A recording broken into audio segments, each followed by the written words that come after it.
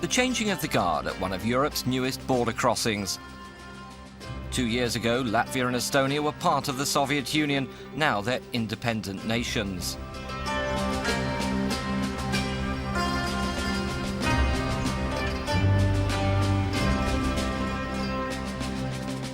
For one Welsh businessman, the lifting of the Iron Curtain is a challenge he can't resist. Carey Lewis is a truck broker who now travels regularly through Poland and the Baltic States, trying to sell Western lorries, trailers and engines.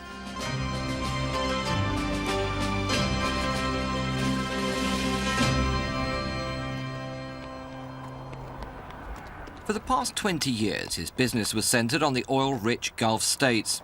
This region is almost bankrupt.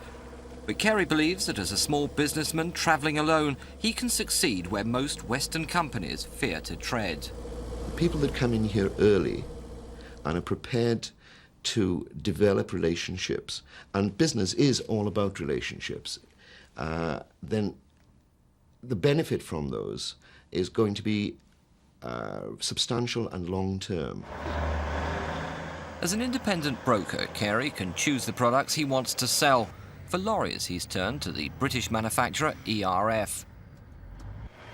Like most companies, ERF consider Eastern Europe too time-consuming and risky a market, a business best left to the small broker with big dreams. The basic layout, and of course the six-wheeler is not going to be dissimilar to this one anyway. That's quite right. Obviously come off the frame behind this cross member here. Carey has come to see them about a suitable chassis for a refuse collection vehicle for a client in Poland. That's going to be fun to sell, that one. Is that right? The problem that they have in Poland and the Baltics, not so much in Poland, but primarily in the Baltics, is that they haven't got any money. There are resources available to them. There is a certain amount of money coming in from the European Community, World Bank and various other agencies, which they're beginning to utilize. There's also the potential of barter business, for want of a better phrase, where we exchange commodities like timber for modern Western products like trucks. This is the 5th time in the past year that Carey has left his small office in Cardiff to make the 3,500-mile round trip to Estonia.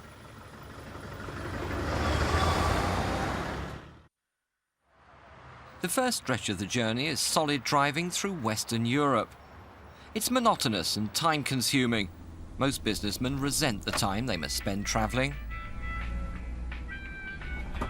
I use road transport not because I have any dislike of flying, but being in the transport industry means being on the ground, seeing what's happening on the highways, experiencing the problems at borders, understanding what is happening to road transport. And one cannot see this by coming in the comfort of an aeroplane, taxi to hotel, etc. You have to see what's happening on the roads. The approach to the Polish border is signalled by mile upon mile of lorries waiting to enter the east. As a truck salesman, you cannot drive past a line like this without realizing the potential business that exists there. I mean, it's like a large neon flashing sign saying, "Come and sell us trucks." All you've got to do is find out how to. Freight is subject to enormous delays despite the push to increase trade between east and west. But for non-commercial traffic, the Polish border crossing is now a mere formality. The sight of a British passport, and we're waved straight through. Well, that's it. Welcome to Poland. Of all the former communist countries, Poland's economy is one of the most developed. The Poles have rediscovered their entrepreneurial spirit, though life remains hard for many. On the streets, one can see a new wealth emerging. I think the wealth of these countries is with the population, not with the governments. People have money and are spending money.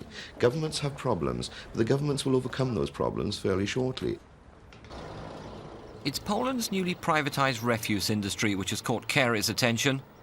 There are now some 30 private refuse companies in Warsaw alone. Competition is fierce as each company bids to increase its market share. This firm has bought new Russian vehicles but finds them unreliable. Under communism, efficiency and reliability were hardly key factors. Carey didn't plan to do business in Poland. It's a stopover on his way to the Baltics. But for the small businessman, every opportunity must be seized. This will be his 5th meeting with Stanislaw Klik, owner of the Russian refuse lorries. Carey believes Mr. Klik should buy British. I brought you a drawing from ERF. Przywiozłem rysunek techniczny z wytwórni ERF. Zrobiłem plany. Yeah, this is very much a typical type of chassis, and this drawing shows the detailed dimensions. To jest bardzo typowy. The sales pitch has to go through a translator, a frustrating process for the voluble Welshman. Przy zakupie większej ilości samochodów, czy są jakieś upusty cenowe, czy można to negocjować z producentem? Now, the greater number of vehicles, the less the problem, so there will not be an increase in price for volume. Czy ten samochód nadaje się pod zabudowę? 5 years ago, Stanislaw Klik ran a state transport firm. Now his private companies have a turnover of $500,000. His adjustment to capitalism, though, involved more than just changing his offices. Tak, ze względu na barierę psychiczną, która tkwi w człowieku. Ja musiałem zacząć coś nowego, nowy biznes, gdzie nie było tradycji. Nie wiedziałem, czy mi się uda, czy zbankrutuję. Jeżeli wezmę od ludzi pieniądze, część tych pieniędzy wydam i później będę chory, skąd wezmę pieniądze, żeby tym ludziom oddać? In my business with Stanislaw Klik in Warsaw, I'm trying to achieve a market niche for a product which I'm representing. It's a specialized vehicle, and I always prefer operating with specialized vehicles. And I know it's going to take me 1 to 1.5 years to achieve my first sales. But then this is in ratio to what I would expect in starting with a new customer anywhere in the world. The only way that Carey Lewis can afford to take such a long-term view is by living off the profits of his existing business in the Middle East. So every new deal, however small, is worth pursuing. If Stanislaw Klik is typical of the older style of Polish businessmen, Carey's next appointment is with one of the new generation. Mariusz Lewandowski is just 27 years old. Today he's an official Peugeot dealer with several showrooms and service centres which employ about 100 people. In just 3 years he's moved from owning a food shop to selling used cars and on to his present position. That was completely by coincidence. At the time, it was in '90, I was the owner of the small food shop, and once I went to Holland to buy some margarine there, and I had to wait 2 days in Holland for this margarine, so I decided to go to Belgium just as the tourist, and then suddenly in Belgium I realized that they are very cheap cars there, second-hand ones. And I started to buy second-hand cars and to sell them again in Poland. That's how I started. It was like that. Hello, Marius. Poland has set its sights on joining the European community and is currently introducing VAT. New car sales are bound to fall, and Marius is once again looking to diversify. Hey, I've got some nice springtime news for you. The Hoyna Mark II trailers are ready. They're starting to become available. We're delivering the first one up to Latvia on the 15th of May. I see. And we can get one ready for you around about that time. I see. So that's really good spring news for me. Good spring news. Yeah. All we've got to resolve is where do we hand it over? The logical place for us to deliver it to is Frankfurt Oder. That's the best for me, because then I will be I will be able to send my own lorry to collect it myself. Yeah, and you won't need to worry about permits or anything. That's the Yeah, best. that's the simplest. That's fine. So you have the first one. We have the first one, and we just keep replacing them there. I see. What I'm trying to achieve is an alliance on the basis that one day something really viable will come along that we jointly can develop and enlarge upon to our mutual benefit. It's quite hard to live only from one business because of the big recession in Poland. So we have to find the other possibilities to make money. That's why I was talking to Carey about second-hand trailers, for example, which is quite good idea because they are in good prices and there is the demand for that on the Polish market. So we are trying to do everything just to make money.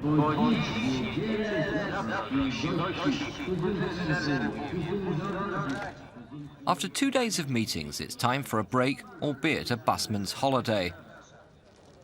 This is the Sunday market at Grojec, about 40 minutes drive from Warsaw. It's probably one of the largest second-hand vehicle markets in the world, with about 6,000 vehicles for sale every week, many of them of Western origin. Quite some car market. It's the most incredible thing I've ever seen. And it shows the total vibrance of the Polish economy. It's vitality. Everyone is buying and selling something to somebody. How many of these are hot, do you think? Or a good 10% are decidedly naughty motor cars. And we even have a major problem emerging in the UK now with truck theft, where trucks are broken up and the major components, engine, gearbox, etc., sold into markets like this, non-traceable.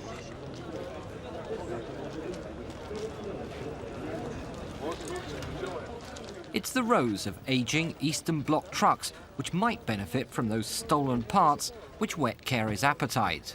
The shelf life of these vehicles is just about extinguished. Therefore, every one of these trucks represents a major business opportunity. Prime option is to replace their existing very uneconomic engines with modern Western diesels, which makes at least gives the truck some viability and some economy, and takes it into the 20th century, albeit fairly early. New Western diesel engines in old Russian chassis is where Carey believes he can make some serious money. But for that, he must travel further east again.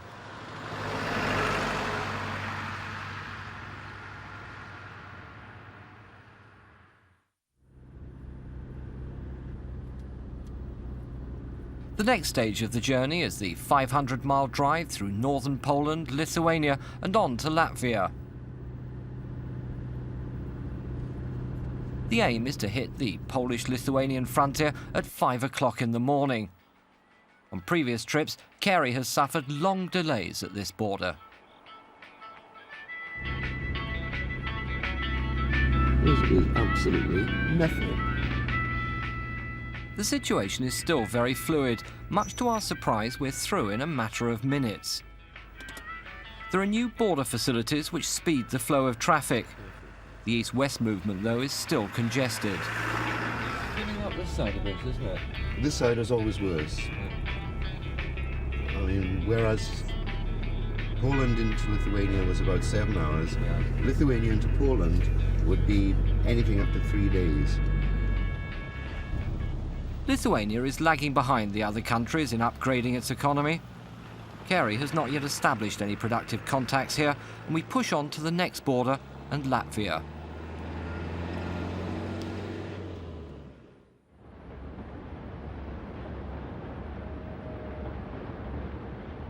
Riga, the capital of Latvia, is the largest and most industrial city in the region. Like its neighbours, Latvia did not become part of the Soviet Union until 1940. There are many here who still remember the capitalist way of doing business. This is where Carey intends to base his entire Baltic operation. He's just received a £10,000 EC grant to set up a joint venture with his Latvian partner, Vigers Kullbergs. Today we are trying to reanimate, to establish back the pre-Soviet, I mean independent capitalist Latvia again. And at the very moment, it's like Klondike. You have a lot of danger, but you have a lot of possibilities to win as well. And the interest rate you get back, it's not 5, 10, 15%, it's 50, 500 or even more. Victor Kullbergs runs Auto Riga, the Volkswagen dealership for Latvia. But his whole reason for doing business is to fund his lifelong passion, collecting vintage cars. In the early 80s, Victor's was able to talk Moscow into funding a car museum to the tune of $2 million. Moscow's generosity also included Stalin's bulletproof limousine with 4-inch thick windows, one of Khrushchev's Zils, and the macabre, mangled Rolls-Royce in which Brezhnev had his hushed-up fatal accident. Having learnt the art of persuasion under his Soviet masters, Victor's now thrives in the free market Latvia. However, not all of his business contacts are as enthusiastic as he is. In the West, your business people are too fat and too lazy and too afraid of danger. So your business life is too comfortable. So that's your trouble and your problem. So, and still quite a lot of business people, business fishes are watching behind the corner. Maybe it will be okay. But when it will be okay, the Klondike will be over. Is Mr. Lewis like that? Yes. So I think he is the brave Welsh, and it helps. Not all the vintage vehicles in Latvia are to be found in Victor's museum. The country's public transport network is crippled by its fleet of inefficient petrol-engined buses. This is a window of opportunity for Carey and Victor's joint venture. Throughout the Soviet period, the Baltic States benefited from cheap fuel. A vehicle's petrol consumption was not important. Now, with a market economy, Russia wants real money for oil, and the Latvian transport system needs a lot of it. Not even purloined fuel from Russian military bases can keep the prices down. Tad, kad benzīns vairāk nemaksā tik daudz kā ūdens un ka viņam ir pasaules cenas, protams, viss nonāk savās vietās, un mēs redzam, kad tā tehnika, ko mēs izlietojam, un tās cilvēku iespējas braukt ar autobusiem ir stipri samazinājušās, un mums jāveic strukturāls izmaiņas publiskā transportā laukos. Un šeit, es domāju, pirmām kārtām jādomā, kā nomainīt tehniku un braukt ar automobīļiem, kas tērē mazāk degvielu, un kā veicināt tādu publiskā transporta izveidi, kur atbalsta vietējās municipalitātes. The Baltic state governments are in receipt of aid in this area, and the money is sitting in the bank. It's European community money. And in total, between the three states, there's a little over $500,000 available to the project. Now, $500,000 does not buy you very many new buses. It doesn't buy you a terrible lot of second-hand buses. And even if it did, you would buy in a lot of problems, because you're getting used part-worn vehicles with no parts backup, no product support on the ground here. So the route we've taken is to offer new European diesel engines, which we can provide product support for. The joint venture's bid is already lodged with the Minister of Transport, and the signs are hopeful. The first trial engine is due to arrive in a matter of weeks, and Carey and Victor's have been loaned one of the buses for a prototype conversion.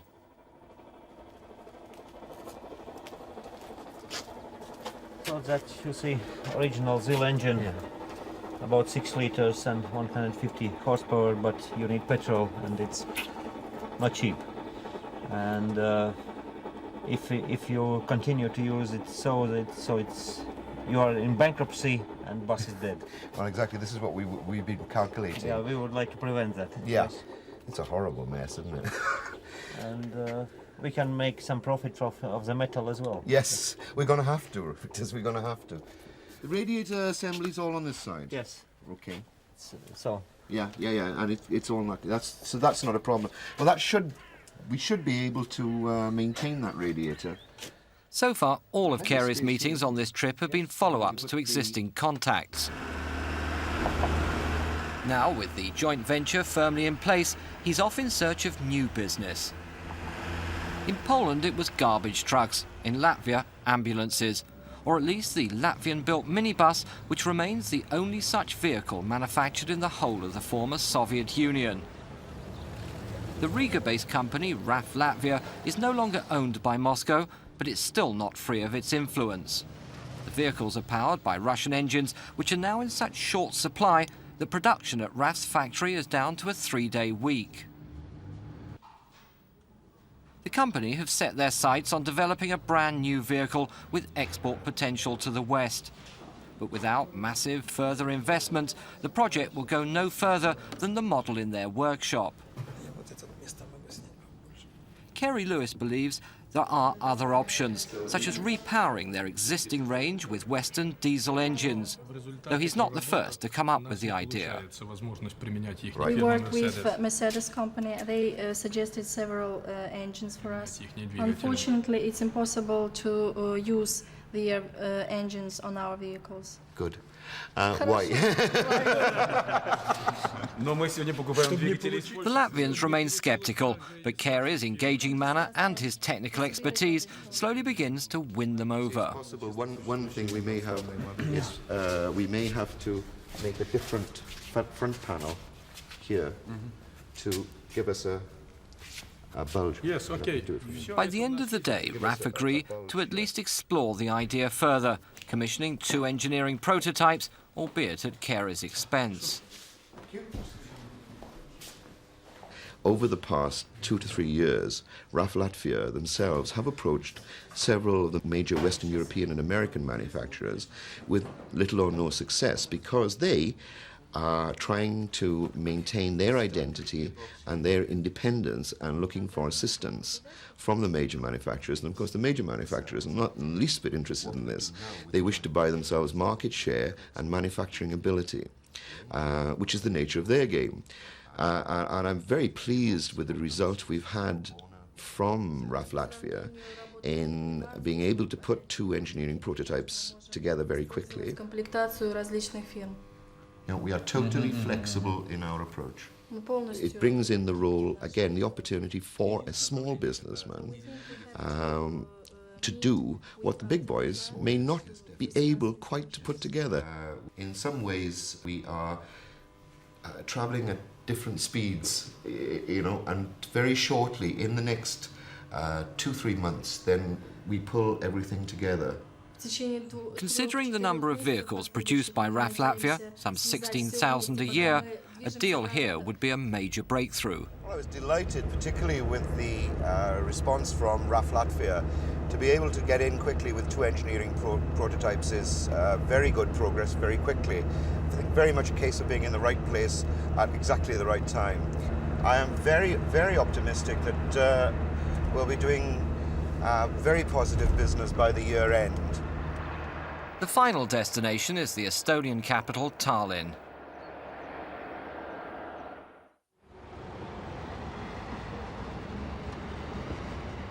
Estonia is the most Scandinavian in character of the Baltic States.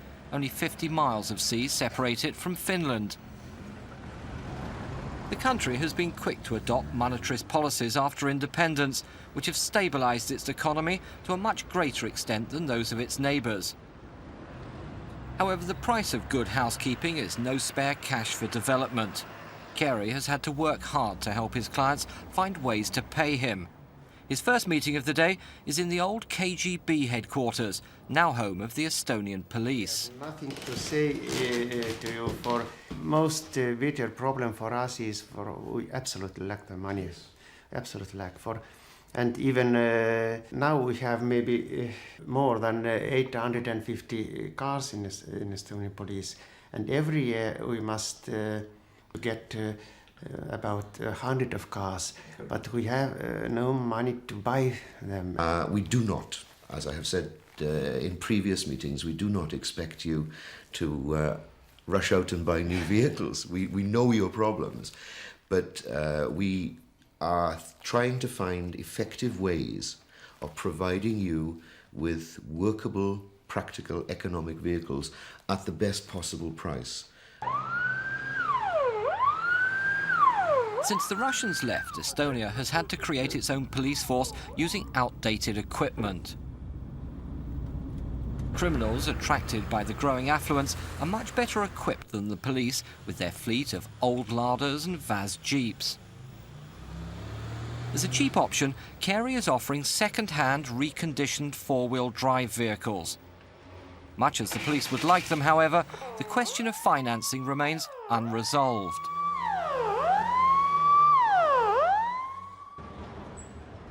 Estonia has one potential source of income in timber exports. More than 40% of the country is covered by forests of birch, spruce and pine. Before the Soviet occupation, timber accounted for almost half of the country's gross national product. Carey believes that this may be the key to financing a deal with the police. Now, what I have to do is continue with my activities with the police force, bring them to the point where they're saying, yes, we want to buy these products, but we do not have the finance. Then I can swap tracks to my timber activities where I know I can get the material, and then I literally have to go in at ministerial levels because we're talking government budgets here.